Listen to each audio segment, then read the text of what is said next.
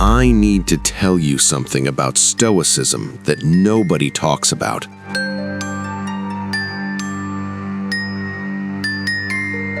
I've been practicing Stoic philosophy for 3 years. I read Marcus Aurelius every morning.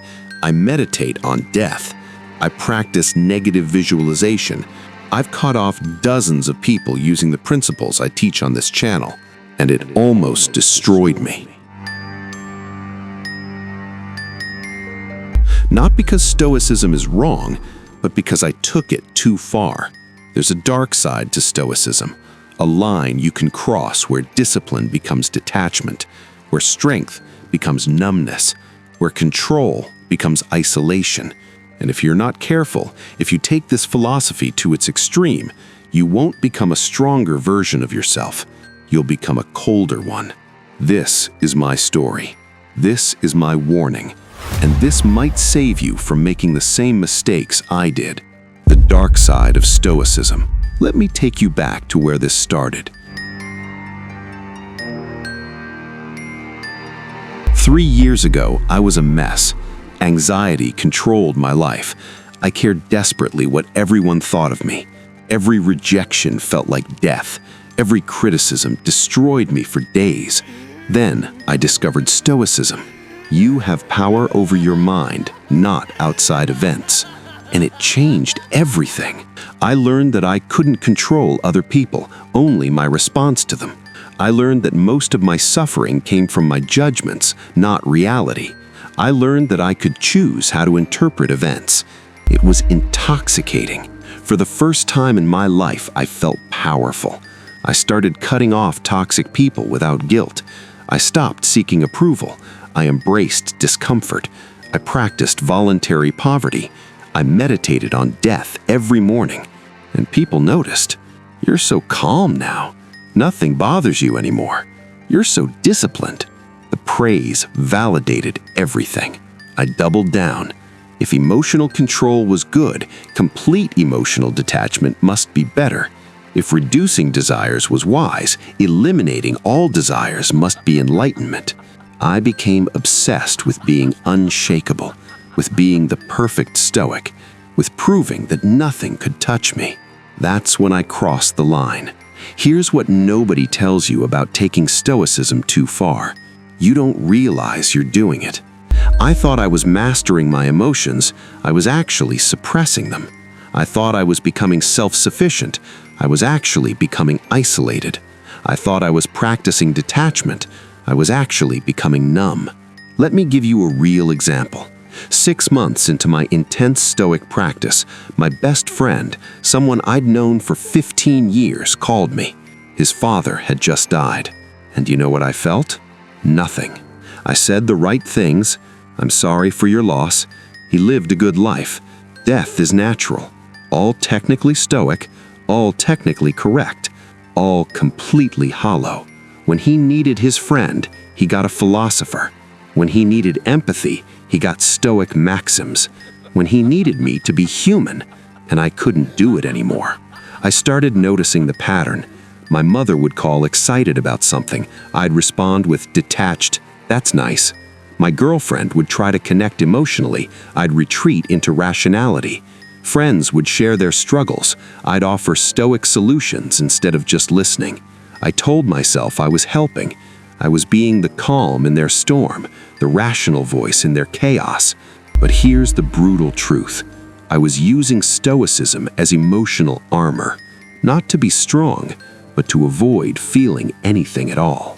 The breaking point came on a random Tuesday night. I was alone in my apartment, which had become normal. I'd cut off most of my friends applying Stoic principles. If they don't add to my life, remove them, right? I was eating dinner, rice and beans, voluntary discomfort, building resilience. And my phone buzzed. A text from someone I'd cut off 3 months earlier. "Hey man, I know we haven't talked. Just wanted you to know, you changed after you got into that philosophy stuff. You became cold. It's like you're not there anymore. I miss my friend." I stared at that message for an hour, and for the first time in months, I felt something crack inside me. I looked around my apartment, minimal, disciplined, Stoic, and completely empty. I realized I wasn't becoming Marcus Aurelius. I was becoming a ghost. I wasn't mastering my emotions. I was killing them. I wasn't building character. I was building walls. That night, I did something I hadn't done in months. I cried.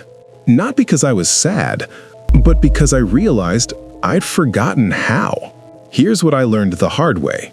Stoicism is a scalpel, not a sledgehammer. Let me show you where the line is. Healthy Stoicism says, I feel anger, but I choose not to act on it impulsively. Toxic Stoicism says, I should never feel anger. Feeling anything is weakness. See the difference? One acknowledges the emotion, the other denies it exists. Healthy Stoicism says, I love deeply, but I accept that loss is inevitable. Toxic Stoicism says, I shouldn't care about anything or anyone. Attachment is suffering. One loves with open hands, the other doesn't love at all. One protects your energy, the other cuts off your humanity. Marcus Aurelius wrote Meditations alone in his military tent, and you can read the loneliness in his words. Epictetus taught detachment, but he also taught kindness and community. Seneca practiced poverty, but he also valued friendship deeply. Even the Stoics knew the danger. They warned about this. We just don't listen. Because here's what nobody tells you. The same discipline that makes you strong can make you brittle. The same control that gives you power can take away your humanity. The same philosophy that frees you can imprison you. Stoicism is a tool, and like any tool, it can be used to build or to destroy. So, how do you practice Stoicism without losing yourself? I learned these lessons the hard way. Take them. Once a week, ask yourself, when's the last time I felt something deeply? If you can't remember, you've gone too far. Stoics feel. They just don't let feelings control them. There's a difference.